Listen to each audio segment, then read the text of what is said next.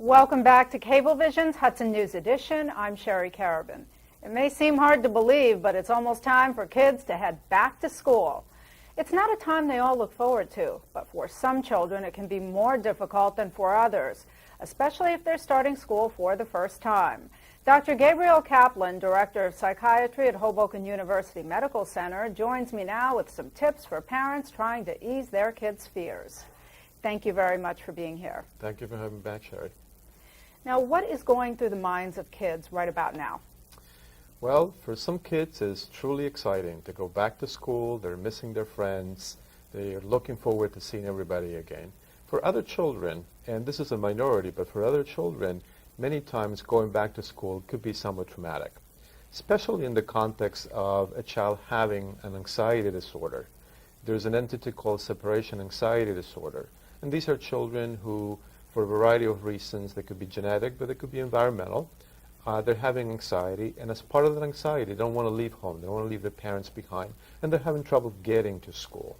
Now, is this especially true for kids who are starting for the first time?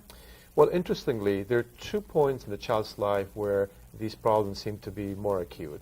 In the 6 to 9-year-olds, so sort of starting at school, or when they're going into middle and high school in the 13 to 16. And at these 2 modal times is when you see the higher frequency of school refusal. And why is this?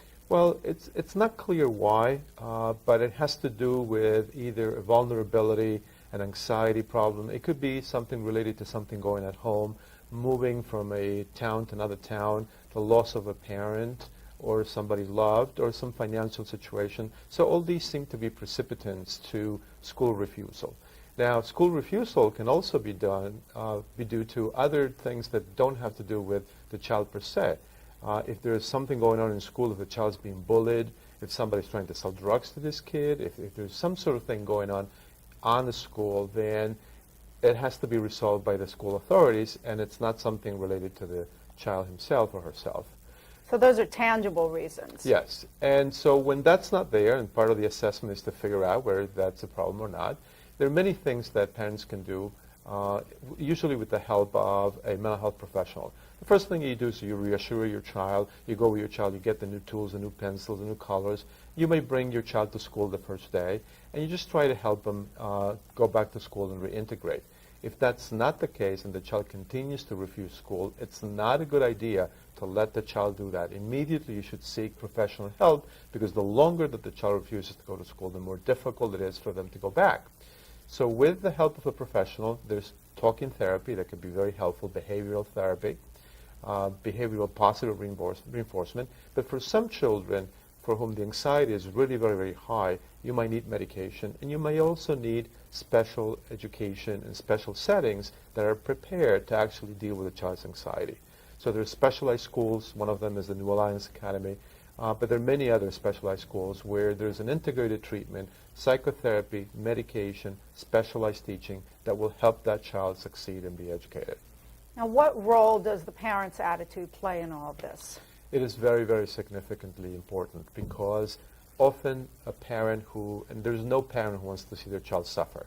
The child is saying, I don't want to go. Sometimes the child throws such a tantrum that you feel there's something horribly wrong, and your tendency is to want to let the child stay home.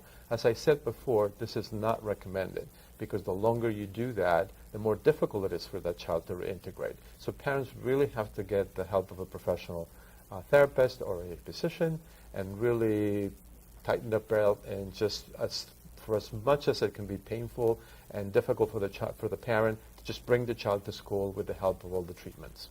Do some parents experience their own type of separation anxiety?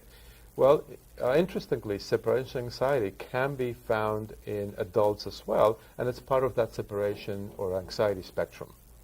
So they could be transmitting that over to their kids, or transferring that over to their kids. Well, what I would say is that what's going on is that the parent who has anxiety problems of her own or his own is going to feel more frightened of taking that child to school than a parent who does not have anxiety. Okay. Well, thank you very much for joining me here today to discuss this. You're very welcome. And if you would like more information about school refusal, you can contact the New Alliance Academy at 201-225-0046, or log on to www.newallianceacademy.com. And don't go away because we'll be right back.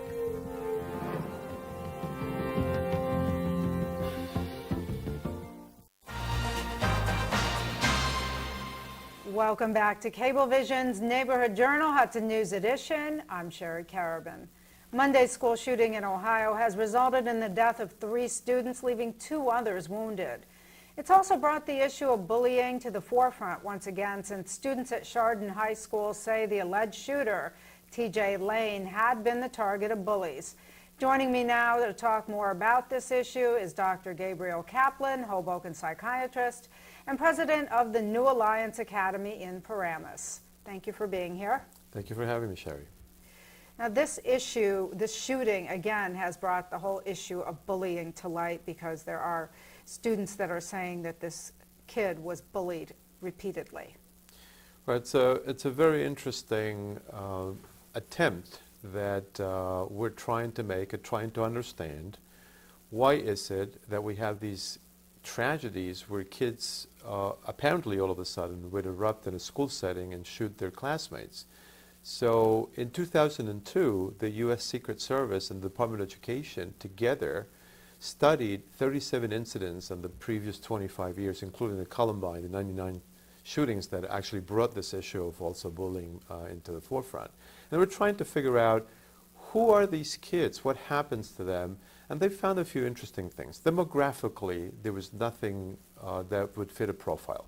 Mm-hmm. Some were doing well in school, some were doing badly in school, but some issues of mental health came up. For instance, many of them had voiced suicidal ideas, but only very few had been examined by a mental health professional. And interestingly, most of them had told that they were going to do this to somebody. This is not an impulsive act, but it was planned. And part of the parameters that were found is that 3/4 of them had been bullied. And so it's important to know that there may be some association, but instances of bullying happen in school, unfortunately, every day. And only but a very, very few of these kids actually do carry out these armed assaults on others. It usually works the other way, in fact, that the student ends up killing his or herself.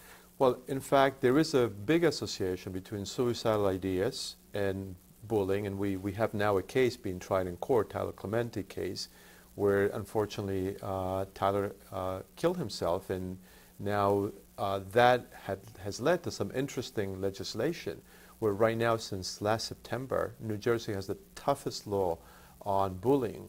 It is so tough that it demands that school personnel be trained on identifying, and also that the reports of bullying have to be investigated within 24 hours. Well, hopefully that will help to make a difference. I certainly hope so, because it's a problem that it's very much in the forefront of everybody and has dire consequences, as we just discussed. Yes, definitely. Well, thank you very much for joining me here today. You're very welcome. Thank you for having me. And don't go away, because we'll be right back.